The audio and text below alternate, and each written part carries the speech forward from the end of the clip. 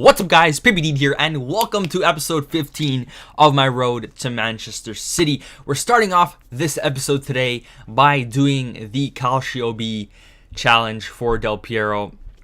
And this was a challenge I didn't think I was going to do because I just felt the reward wasn't that great. But I said, you know what?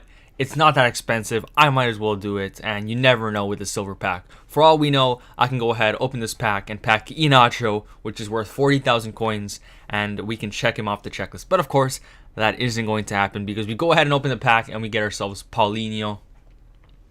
And we do get ourselves a Liga NOS player right there who I thought would go for more, but can't complain. 2,000 coins. That pretty much pays for what we spent on the challenge, which actually was 2,000 coins, by the way. So we made our money back and we got ourselves some new players that in the future might be worth something. So not too bad. And today is Saturday, the day you're seeing this. It was a little bit late because I was pretty busy on Friday.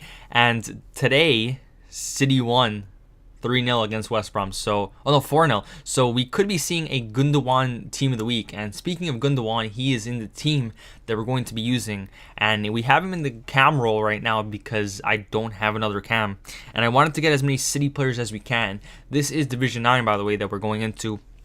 And I wanted to test out the 4-1-2-1-2 because I saw other people have success with it, and I wanted to try it out for myself because I haven't exactly found the formation that I'm really comfortable with. I've had some formations that I've had some success with, but then I've struggled with. So I keep switching formations, and I'm not sure if I'm ever going to find the one I am completely 100% sure on. But yeah, I got as many City players as I could because, you know, that's the premise of the series. And we have Ambrose in there back again after selling him way back during the Sterling Challenge. We finally got him back not too long ago, and he will be playing once again in this game over here. So we come across another Premier League side over there, same formation, so it was going to be a bit of a test for us.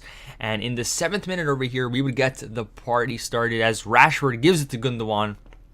Gundogan threw on goal, and he ends up passing it right to the goalie. So you're probably wondering, what was that shot right there? Well, that shot right there and the shot I'm going to be taking up in a few seconds over here is me testing the driven shot. It's a new feature in FIFA 17, and I saw a lot of people saying that it's like the best way to shoot, and I wanted to try it out for myself because I just never tried it this whole year, and it's a new feature that could probably help us a lot. So I wanted to test it out, and I couldn't get used to it for a while, and I'm still not really used to it, to be honest. And the way you do it is you have to hold up. You have to power it up with the shoot button and then click the shoot button again before it shoots. So the reason why the first shot I took with Rashford was so weak because I panicked and clicked B twice, which obviously didn't power it enough. So you have to power it up and then click B again, which is something I have to get used to because I'm still not good at it. But we do end up scoring with Rashford, as you saw right there. We go into the second half with a 1-0 lead, dominating in the possession, stats, everything. And it's only 1-0, which is a little bit bad because our opponent can just get one goal despite not doing anything the whole game, and he can be back into it. We end up giving it to Ambrose right there, and he does get his goal right there. Very nice to see Ambrose come back and get himself a goal because he used to score like every single game for us back then, and it's nice to see him get back on the score sheet. We end up winning that game 2-0. Not a bad result. Probably could have won that by more, but it was more of an experimental game, trying to test out the formation, the players in certain positions, testing out the driven shot and stuff like that. And I feel like these low divisions is the best time to do that because I don't want to play single matches because the rewards are terrible. I don't want to do it in FUT Champions because obviously the competition is a lot harder. So I feel like while we're in these low divisions, it's a good time to test out things that we haven't done before. But we then go ahead and do the Premier League challenge for Heung-min Son, and this was another one I didn't think I would do, but I said, you know what, I just feel like opening packs. Well, let's see, we might get lucky, and we ended up spending 11,600 coins on this one, and we also had to trade in 2 City players, which I wasn't too fond of, but I said, you know what, we'll just go buy them back, whatever. And we go ahead, hand that in. Ended up costing us 11,600 coins, which is like the second most we've ever spent on a squad builder challenge, which isn't too great. So hopefully these packs do pay out. First one, not so great as we get Silva right there. And we don't get anybody good, but these guys actually will come in handy, I think, in the next episode. That guy, especially Enrique, just remember that guy. Because there is new challenges out right now that I've actually done, but they're going to be in the next episode. So we open up the second pack. We get ourselves Inigo Martinez, which would have been great when we first started off the series because we were going with a Spanish side. But right now, not too great. All those Argentinian guys also will come in handy in the next episode, so that's not too bad. And yeah, that's definitely something I recommend you do, by the way. If you open packs or if you do a lot of challenges and open packs, keep everything. Even if it's not worth anything, keep it because it will be worth something one day. And you'll definitely be happy with that decision when the time comes. We end up selling the Liga NOS guy. We also end up selling Pedro right there that we packed like a couple episodes ago. Obviously, go back and buy back Nolito and Kolarov. Got Nolito for like 1.7, and we got Kolarov for 1.5. So we have those two guys back in the club. Not too sure how much game time they're going to be having come Foot Champions because they're not exactly the best in their positions, and I want to get the best possible reward that I can.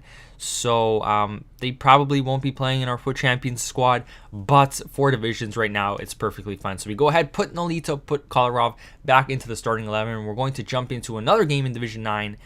But before we do that, we're going to go ahead and open our Foot Champions rewards that we got on Wednesday night. And this time, we would get the same exact prize as last week because we got ourselves gold 3, which isn't a bad thing to get, you know. I think even the silvers are not too bad to get if you're just not that great at the game or whatever. Well, I think if you qualify, you're good enough at the game.